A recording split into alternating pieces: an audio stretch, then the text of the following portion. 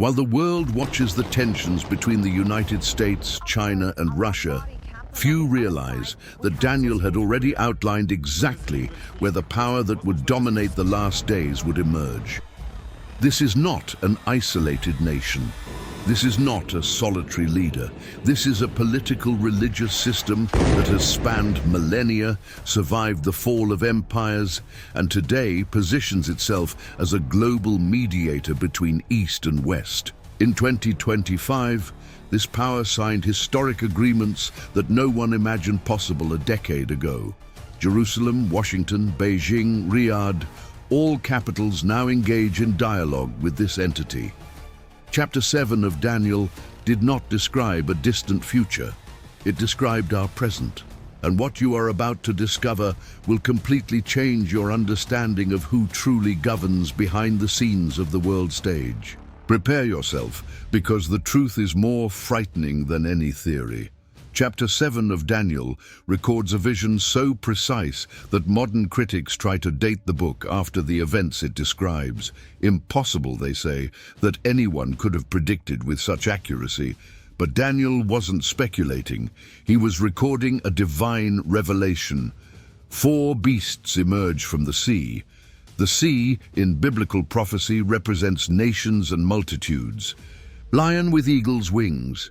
Babylon, the empire that held Daniel captive. Bear raised on one side with 3 ribs in its mouth. Medo-Persia, which conquered Babylon, Lydia, and Egypt. Leopard with 4 wings and 4 heads. Greece under Alexander, whose empire was divided among 4 generals after his death. But the 4th beast is incomparable, terrible, dreadful, exceedingly strong. It had iron teeth and 10 horns. Rome. The empire that dominated when Christ was born, when he was crucified, when the apostles preached. Rome that persecuted Christians for 300 years. Rome that crucified Peter, beheaded Paul, martyred thousands. Daniel sees this empire with prophetic clarity. 10 horns represent the divisions of Rome: Franks, Visigoths, Lombards, Suebi, Anglo-Saxons, Burgundians, Vandals, Ostrogoths, Heruli, and Alemanni. These tribes formed the modern European nations: France, Germany, Italy, Spain, England, all rooted in Roman soil. But among these 10 horns, Daniel observes something disturbing: a small horn that arises, different from the others, which uproots 3 horns and utters grandiose words against the Most High. This is no ordinary empire. It is a hybrid power, political and religious simultaneously. Chapter 7 of the book of Daniel, verse 8, describes this little horn in detail, impossible to ignore. It has eyes like those of a man, indicating intelligence, cunning, and strategic vision. Its mouth speaks with grandeur, proclaiming an authority it should not possess. Verse 21 reveals that this horn waged war against the saints and overcame them. Verse 25, he will speak against the Most High and oppress his holy people and try to change the set times and the laws. For how long? A time, times, and half a time. In biblical prophecy, using the day-year principle found in Numbers chapter 14, verse 34, and Ezekiel chapter 4, verse 6, this period represents 1,260 years. This power does not emerge as a classic military empire. It emerges amidst the divisions of Rome, small initially, but grows until it spiritually dominates medieval Europe. 3 horns were uprooted by its influence: the Heruli in 493 AD, the Vandals in 534, and the Ostrogoths in 538. These Aryan tribes were theologically opposed to the emerging power. They were eliminated. The year 538 marks not only the defeat of the Ostrogoths, but also the definitive establishment of papal supremacy over Rome. Coincidence? Daniel had already foreseen it. At 1260 years to 538, you arrive at 1798, exactly when General Napoleon Bonaparte sent Berthier to Rome, arresting the Pope and temporarily suspending papal power. A mortal wound. But chapter 13 of Revelation reveals the wound would be healed, and it was. We are not speculating. Historical documents confirm every detail. During the Middle Ages, between the 6th and 18th centuries, this religious power completely dominated Western Europe. Emperors were crowned by the Pope. Excommunicated kings lost their kingdoms. Heresies were punished with death. Millions were persecuted during the Inquisition. Crusades were ordered in the name of faith. Indulgences were sold promising forgiveness. Bibles were forbidden to the common people. Masses were celebrated in Latin, which no one understood. Bible translators were burned alive. Jan Hus, Jerome of Prague, William Tyndale, thousands of Waldensians, Albigensians, Huguenots, all martyred for defying papal authority. Daniel prophesied it would wage war against the saints. Verse 25 says that this power will try to change the times and the law. Historically documented changes, the removal of the second commandment concerning graven images, the division of the 10th into two, and most significantly, the change from the biblical Sabbath, the seventh day, to Sunday, the first day. Without any biblical basis, it is merely a human tradition proclaimed with divine authority. When the Protestant reformers of the 16th century studied Daniel and Revelation, they unanimously identified this system. Martin Luther, John Calvin, John Knox all recognized the prophetic fulfillment, not out of hatred, but out of fidelity to the scriptures. The wound of 1798 seemed fatal. The papacy lost political power. The papal states disappeared. It seemed like the end, but Revelation chapter 13 verse 3 prophesies the mortal wound would be healed. All would marvel at following the beast. 1929 marks a silent historical turning point. The Lateran Treaty between Mussolini and the Vatican. The Pope regains territorial sovereignty, creating the state of Vatican City. A wound begins to heal, but the true cure would come decades later. During the 20th century, something extraordinary occurred. The power that had persecuted Protestants, burned reformers, and been identified as the Antichrist by generations of Christians began to be seen differently. Ecumenism emerged. Interreligious dialogue flourished. Diplomatically, the Vatican has regained unprecedented global influence. Today, it maintains diplomatic relations with 183 countries. Ambassadors from all over the world are in Rome. The Pope receives presidents, prime ministers, and religious leaders of all faiths. 2015. Pope Francis addressed the United States Congress, the first time in history. 2019. He signed a document on human fraternity with the Grand Imam of Al-Azhar in Abu Dhabi. 2021, he visited Iraq, meeting with Ayatollah Ali al-Sistani. 2023, he mediated negotiations between Russia and Ukraine. 2025, the Vatican actively participates in climate, economic, and social agreements on a planetary scale.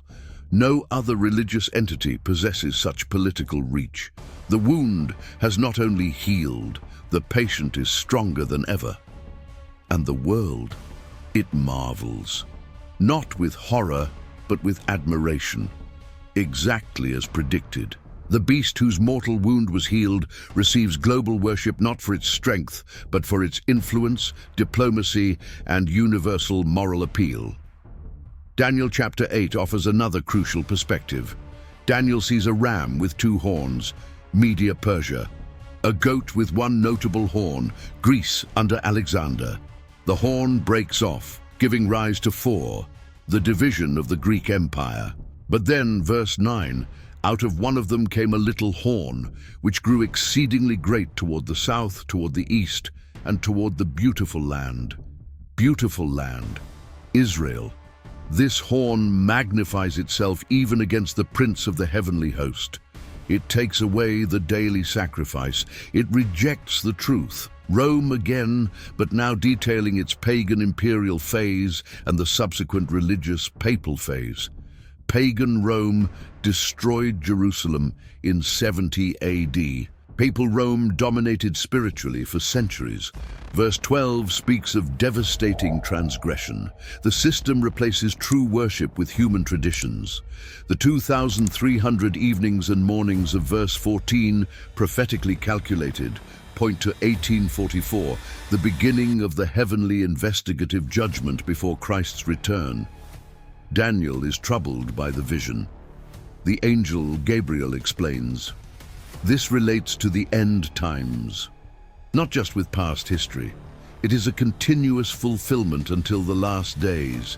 When we connect Daniel 7 with Daniel 8, we perceive a prophetic continuity. The same power traverses centuries in slightly different forms, but always opposing true worship, always exalting tradition over scripture, always centralizing spiritual authority in a hierarchical human structure. Imperial Rome became Papal Rome. Same geographical seat, same Western influence, same capacity to permeate all spheres, politics, religion, economics, culture. John, exiled on Patmos, receives a complementary vision. Chapter 13 of Revelation begins with a beast emerging from the sea. It has 7 heads, 10 horns and 10 crowns, a composite description: the body of a leopard, the feet of a bear, and the mouth of a lion. A summary of the beasts of Daniel, representing prophetic continuity. The dragon, Satan, gives the beast his power, throne, and authority. Verse 3, one of the heads appears as if mortally wounded, but it is healed. Everyone marvels at the beast. Verse 5, a mouth uttering great things and blasphemies. Authority granted for 42 months, 1,260 prophetic days, corresponding to 1,260 literal years, the same period as Daniel 7. Verse 6, it blasphemes against God, his name, his tabernacle, and the inhabitants of heaven. Verse 7, it wages war against the saints and overcomes them. Authority over every tribe, people, language, and nation. All those whose names are not written in the book of life worship the beast. Then, verse 11, another beast rises up out of the earth. It has 2 horns like a lamb, but it speaks like a dragon. This second beast exercises all the authority of the first. She causes the earth to worship the first beast. She performs signs, including making fire come down from heaven. She deceives the inhabitants of the earth. She orders the making of an image of the first beast. She gives breath to the image to speak and kill those who do not worship it. She imposes a mark. Without it, no one can buy or sell. The number of the beast is 666. 2 beasts, 2 powers. One religious, European, ancient. The other emergent, powerful, seemingly Christian, but apostate. The second beast emerges from the earth, not the sea. Prophetically, the earth represents a sparsely populated region. In 1800, when the first beast received a mortal wound, a new nation arose, the United States of America, founded by Protestants fleeing religious persecution in Europe. 2 horns like those of a lamb, civil liberty and religious liberty, separation of church and state. But it speaks like a dragon, a contradiction between appearance and action. Initially a Protestant Christian nation, the United States has progressively distanced itself from biblical principles. Today, it legalizes practices condemned in Scripture. Today, it exports corrupting entertainment. Today, it leads in global surveillance technologies. The apocalypse reveals that this nation, originally founded on principles of freedom, will eventually exercise all the authority of the first beast. It will cause the earth to worship the first beast whose wound was healed. How? Through an alliance between apostate Protestantism and Roman Catholicism. Ecumenism not as respectful dialogue, but as a union that compromises biblical truth. We already see signs. American evangelical leaders visit the Vatican. Agreements are signed between Protestants and Catholics. Doctrinal differences are minimized in the name of political unity. Abortion, marriage, family. issues on which conservative Catholics and evangelicals join forces. Superficially, it seems positive, but prophetically, it points to a union between church and state that will result in the imposition of religious practice by civil law, the mark of the beast. Verse 17, no one will be able to buy or sell without the mark, not a microchip, not a tattoo, the decision of obedience, God or human traditions imposed by a unified civil religious authority. Now, before we proceed with the most shocking revelation, if you have been following along and noticed how ancient prophecies are being fulfilled before our very eyes, consider subscribing to this channel. Every week, we bring you in-depth analysis connecting scripture to current global events. You won't find this kind of content on mainstream channels. Click the subscribe button now, because what's coming next about the mark of the beast and Sunday laws, which are already being debated in parliaments around the world, will shock you. 666, a number that has generated countless speculations. Verse 18 says, "Here is wisdom. Let him who has understanding calculate the number of the beast. It is the number of a man." 6 in the Bible represents human imperfection, created on the sixth day. 7 represents divine perfection. The 666, human imperfection trying to imitate divine perfection, always failing. Applied to the papal system, man assuming divine prerogatives. Historically, papal titles include Vicarius Filii Dei, Vicar of the Son of God. Calculated in Roman numerals, it adds up to exactly 666. But the number is secondary. The mark is what matters. Revelation chapter 14, verses 9 to 12 contrasts those who receive the mark on their forehead or hand versus those who keep God's commandments and the faith of Jesus. The mark is not literal. It is a sign of loyalty. Forehead, mental conviction, conscious decision. Hand, action, practice, external conformity, even without conviction. What is this mark? The system replaces divine commandments with human traditions.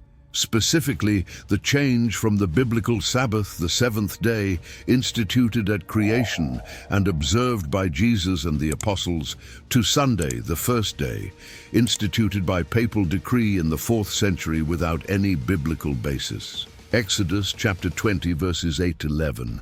Remember the Sabbath day to keep it holy. 4th commandment, the only one that begins with remember, the only one that contains a divine signature, creator of heaven and earth.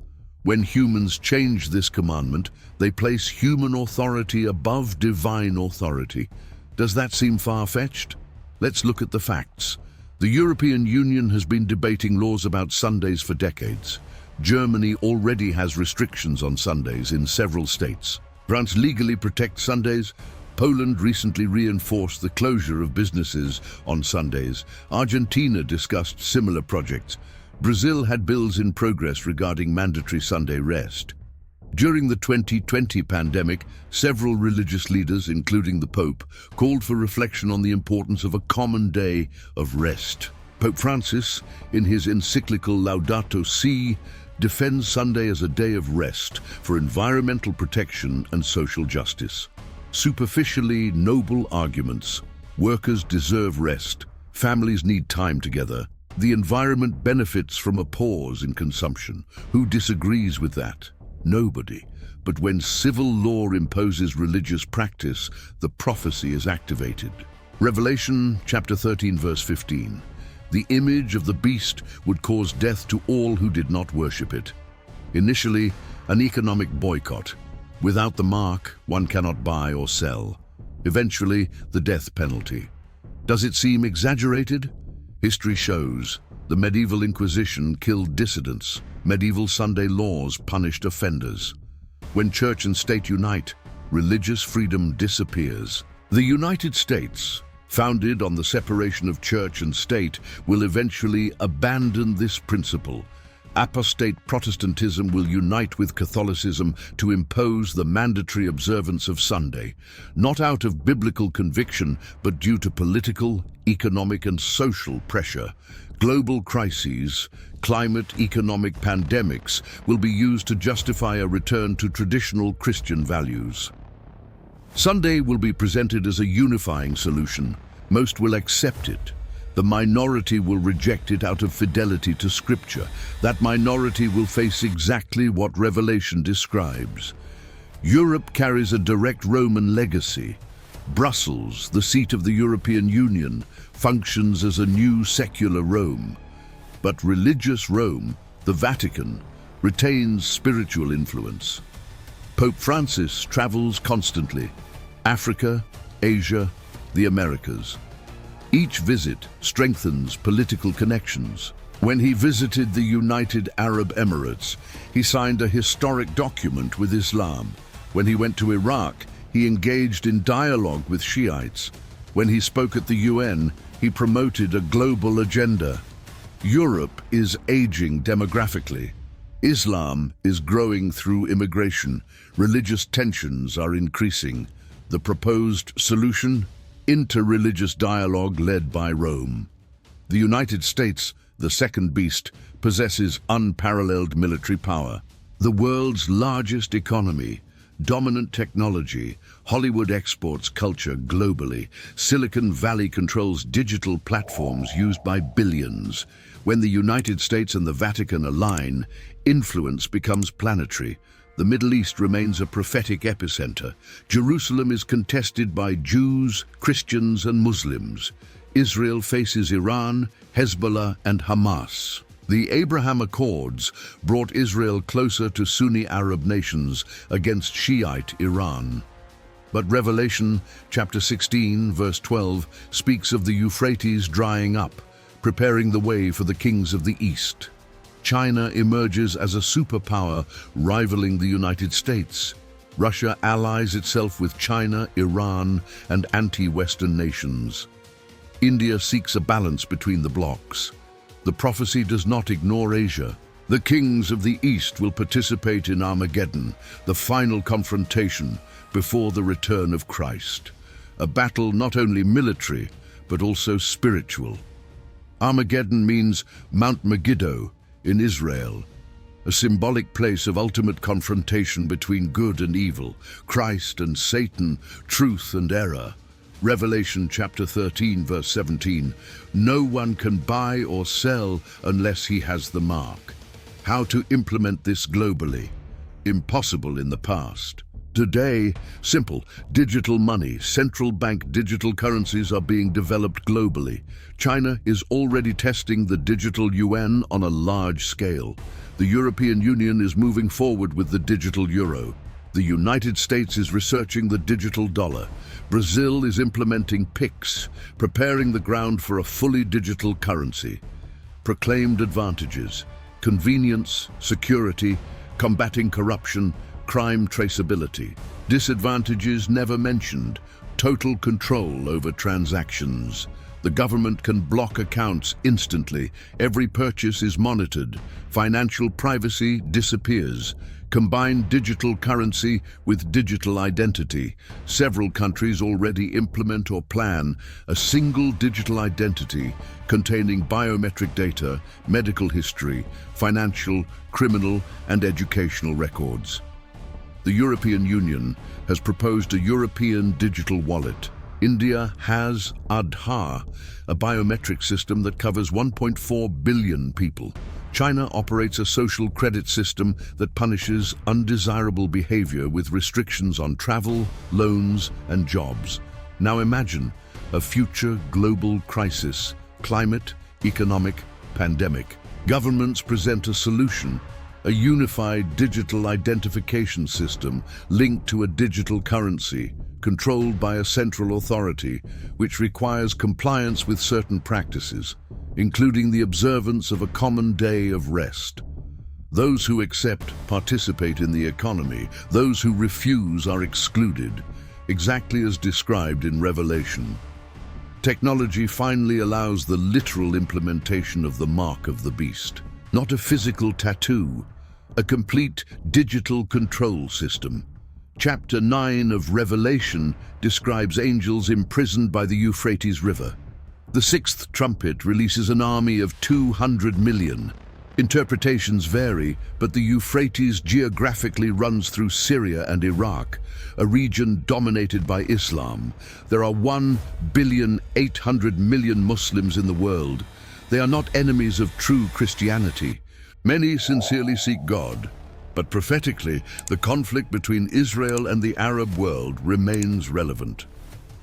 Chapter 11 of Daniel describes the king of the north against the king of the south. Historically, Seleucids, Syria, against Ptolemies, Egypt.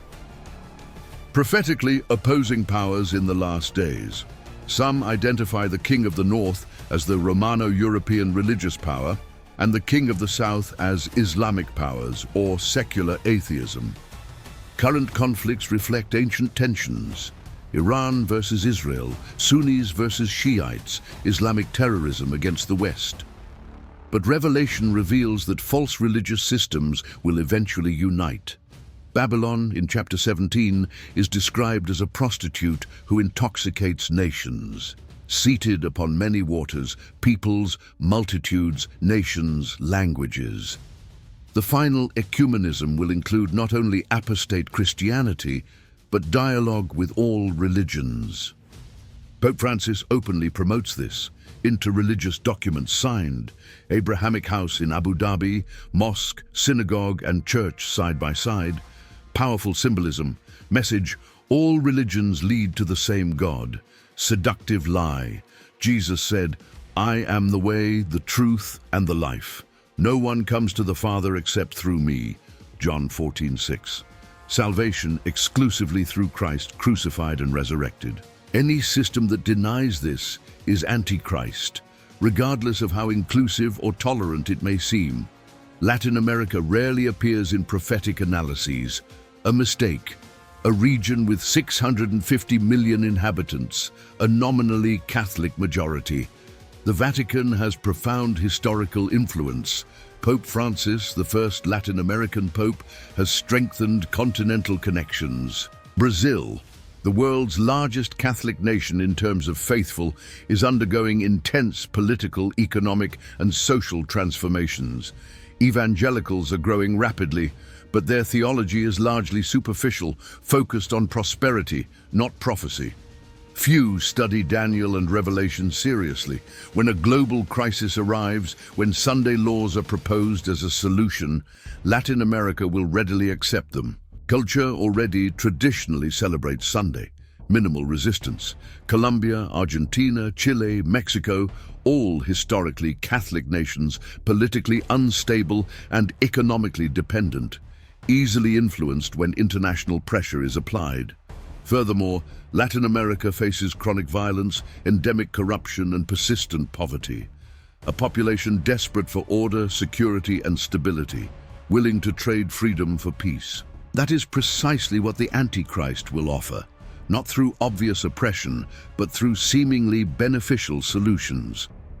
Venezuela, Cuba, and Nicaragua show how freedoms quickly disappear when governments centralize control. But that is secular. Imagine when control is religious, justified by a spiritual authority accepted by billions. Resistance will be seen as stubbornness, fanaticism, a threat to social cohesion. Religious minorities will be persecuted not by isolated evil governments, but by a global consensus led by united powers. The Vatican, apostate American Protestantism, moderate Islam, secular governments seeking stability. The complete system, prophecy fulfilled. Africa, cradle of ancient civilizations, exploited for centuries, today with a faster population growth than any other continent. 2,800,000,000 people by 2050. Christianity is exploding in sub-Saharan Africa, but religious syncretism prevails. A mixture of Christianity with traditional African practices. Vulnerable to false doctrines, little emphasis on deep prophetic biblical study. When global pressure arrives, African churches will follow the lead of European and American parent denominations. Rome maintains growing influence through papal visits, humanitarian aid, and Catholic schools. Asia, China, India, and Southeast Asia account for more than half of the world's population. Christianity is a minority. Islam is strong in Pakistan, Bangladesh, Indonesia, and Malaysia. Hinduism dominates India and Nepal. Buddhism prevails in Thailand, Myanmar, Sri Lanka, and Mongolia. Traditional Chinese religions and Japanese Shintoism are also present. Enormous religious diversity. But the Book of Revelation speaks of a dragon giving power to the beast. Dragons are frequently associated with Eastern symbolism. China emerges as a superpower, rivaling the West. Totalitarian system, mass surveillance, absolute social control. If China and the West unify their methods of control, the world's population will have no escape. Chinese technology for facial recognition, social credit, and digital currency has already been exported to dozens of nations. It's a tempting model for authoritarian governments worldwide. When crises demand swift solutions, the Chinese method of total control will be presented as efficient. Asia participates in the final system not only as the dominant power of the East at Armageddon, but also as a supplier of technology and methods for population control. The prophecy encompasses the entire world. No region will escape. Revelation chapter 14 presents three angelic messages. First, the eternal gospel proclaimed to all nations, tribes, languages, and peoples, calling for the fear of God and the worship of the Creator, because the hour of His judgment has arrived. Second, Babylon has fallen. Third, it warns against the worship of the beast and receiving its mark. Verse 12, here is the perseverance of the saints, those who keep the commandments of God and the faith of Jesus. A stark contrast. Two groups. One follows a human system, the other remains faithful to God. The remnant is not a specific denomination. They are individuals in all churches, in all nations, who choose to obey God above human traditions imposed by pressure. When Sunday laws are enacted, when economic penalties are applied, when the death penalty threatens dissenters, this remnant will remain faithful. Like the early Christians who refused to worship Caesar and were martyred. Like the Waldensians, Huguenots, and Reformers who refused to submit to Rome and paid with their own blood. History repeats itself. But God's promise is, I will be with you always, to the very end of the age. Matthew 28:20. When persecution reaches its peak, when it seems that evil has triumphed, Christ will return. Revelation 19 describes the heavens opening, Christ descending as King of Kings and Lord of Lords. The Antichrist and the false prophet cast into the lake of fire, Satan imprisoned for 1,000 years, the earth purified, the resurrected saints will reign with Christ eternally. Evil is definitively destroyed. The prophecy does not end in despair, it ends in the absolute victory of God. Daniel's prophecy reveals exactly where the Antichrist will emerge from. This is not speculation about the future. It is documented history and observable present. The political religious system that dominated medieval Europe temporarily lost power in 1798, but is regaining influence today, exactly as predicted. Allied with apostate American Protestantism, using modern technology, promoting a seductive ecumenism, paving the way for the imposition of the mark of the beast through laws justified by global crises. Every prophetic element fits perfectly into the current scenario. We don't need to guess who the Antichrist is. Daniel and Revelation have already identified him. Our responsibility, to choose faithfulness. When pressure comes, when conformity seems the only reasonable option, when the faithful minority is ridiculed, marginalized, and persecuted, will we stand firm in the Word? Christ will return soon. Evil will be destroyed. The remnant will be vindicated. Eternity with God awaits the faithful. Choose today whom you will serve. Do not trust in human traditions. Trust exclusively in the Scriptures. Study prophecy while there is still time. Prepare yourself spiritually. Because time is short, the signs are multiplying, and Christ is at the door. Are you ready to meet the King?